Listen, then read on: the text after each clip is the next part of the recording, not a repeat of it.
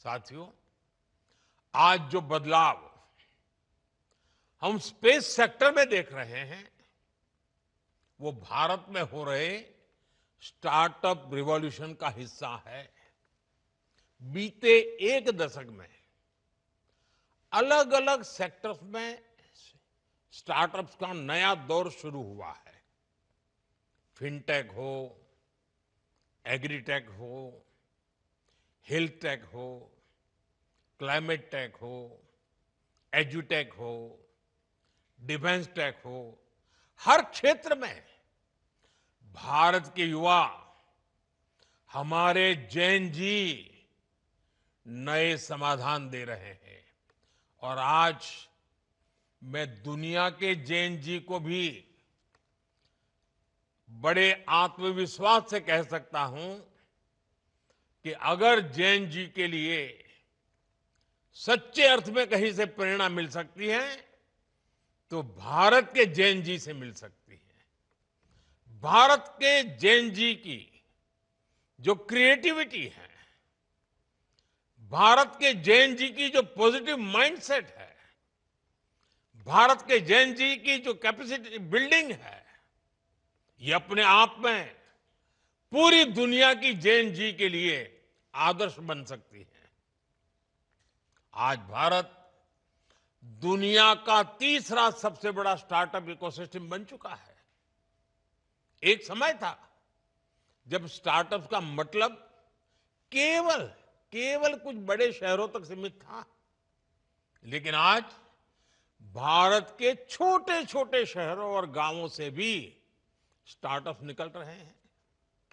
आज देश में 1.5 लाख से अधिक रजिस्टर्ड स्टार्टअप्स है। अनेकों स्टार्टअप्स यूनिकॉर्न बन चुके हैं। साथियों, आज भारत केवल एप्स और सर्विसेज तक सीमित नहीं है। हम अब डीप टेक, मैन्युफैक्चरिंग और हार्डवेयर इनोवेशन की ओर तेजी से आगे बढ़ रहे हैं। Thanks to Jain ji. आप सेमीकंडक्टर सेक्टर का ही उदाहरण लीजिए। सरकार ने जो ऐतिहासिक कदम उठाए हैं, वो भारत के टेक फ्यूचर की नींव को मजबूती दे रहे हैं। आज देश में semiconductor fabrication units, chip manufacturing और डिजाइन हब्स बहुत तेजी से विकसित हो रहे हैं। चिप से लेकर सिस्टम तक भारत अब एक मजबूत इलेक्ट्रॉनिक वैल्यू चेन तैयार कर रहा है। ये आत्मनिर्भरता के संकल्प का हिस्सा तो है ही। इससे भारत ग्लोबल सप्लाई चेन का एक मजबूत और भरोसेमंद पिलर भी बनेगा। साथियों, रिफॉर्म्स का हमारा दायरा भी लगातार बढ़ रहा है। जैसे हमने स्पेस इनोवेशन को प्राइवेट सेक्टर के लिए ओपन किया, वैसे ही हम एक बहुत महत्वपूर्ण सेक्टर में भी कदम उठाने जा रहे हैं। हम न्यूक्लियर सेक्टर को भी ओपन करने की तरफ आगे बढ़ रहे हैं। इस सेक्टर में भी हम प्राइवेट सेक्टर की सशक्त भूमिका की नींव रखने जा रहे हैं।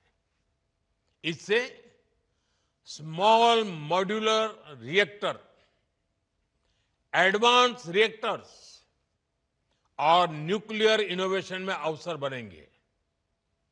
यह रिफॉर्म हमारी एनर्जी सिक्योरिटी और टेक्नोलॉजिकल लीडरशिप को नई शक्ति देगा।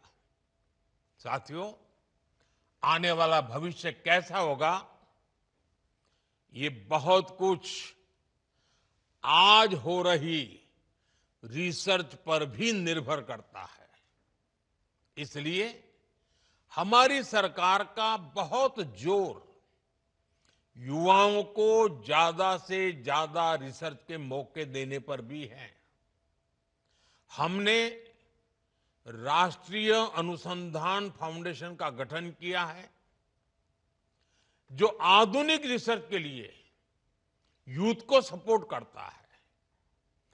वन नेशन वन सब्सक्रिप्शन, इससे सभी छात्रों की इंटरनेशनल जर्नल्स तक पहुंच आसान हुई है। 1 लाख करोड़ के रिसर्च डेवलपमेंट और इनोवेशन फंड से देश भर में युवाओं को बहुत मदद मिलने वाली है। हमने 10,000 से अधिक अटल टिंकरिंग लैब भी खोली है, जो स्टूडेंट्स में रिसर्च और इनोवेशन की भावना जगा रही है। आने वाले दिनों में हम ऐसी 50,000 नई अटल टिंकरिंग लैब बनाने पर काम कर रहे हैं। सरकार के ये प्रयास भारत में नए इनोवेशन की बुनियाद बना रहा है। साथियों, आने वाला समय भारत का है, भारत के युवाओं का है, भारत के इनोवेशंस का है। कुछ महीने पहले स्पेस डे के अवसर पर मैंने हमारी स्पेस एस्पिरेशंस की चर्चा की थी। हमने तय किया था कि आने वाले 5 वर्षों में भारत अपनी लॉन्च क्षमता को नई ऊंचाइयों तक ले जाएगा। हमने ये भी निश्चय किया था कि भारत के स्पेस सेक्टर में 5 नए यूनिकॉर्न तैयार होंगे। स्काईरूट की टीम जिस प्रकार आगे बढ़ रही है, उससे ये तय है कि भारत अपने हर लक्ष्य हासिल करके रहेगा।